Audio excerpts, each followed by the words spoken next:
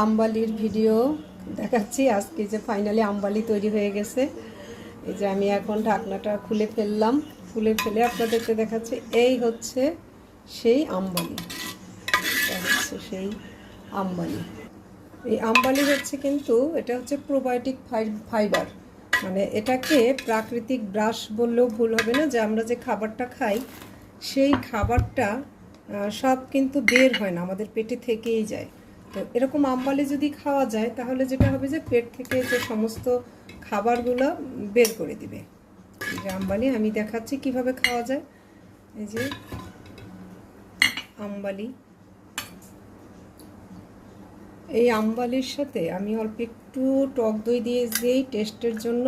আসলে আমবালি আর টক দই কিন্তু একই ধরনের খাবারই, যেটা আমার ঘরে বানানো টক দই কালকে বসিয়েছিলাম। টক দই অল্প একটু টক দই দিয়ে দিই।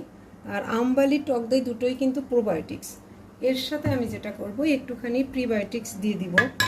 সেটা হচ্ছে কি যে গোগাট দিয়ে দিই 1 চামচ। এটা একটা দারুণ জিনিস, খুব সুন্দর, এর ঘ্রাণ এত চমৎকার, খেতেও খুব স্বাদ। দেব একটু নারকেল কোড়া, এর সাথে একটা কলা দিয়ে দিই। এত কিছু না দিলেও হবে, আমবালি কিন্তু আপনি ইচ্ছা করলে কোনো সবজি দিয়েও খেতে পারেন, রান্না করা সবজি দিয়ে খেতে পারেন, তারপর হচ্ছে শুধু একটা কলা দিয়েও খেতে পারেন, আবার এইভাবে একটু সুন্দর করে সাজিয়ে গুছিয়েও খাওয়া যায়। এবং আমবালি যেহেতু এটা হচ্ছে বায়ুর উপস্থিতিতে, মানে অক্সিজেনের উপস্থিতিতে জীবাণু তৈরি হয়, তো এটা খুবই ভালো। এবং ফার্মেন্টেড হওয়া খাবার তো আমাদের শরীরের জন্য অবশ্যই ভালো। বাস হয়ে গেল আমবালি।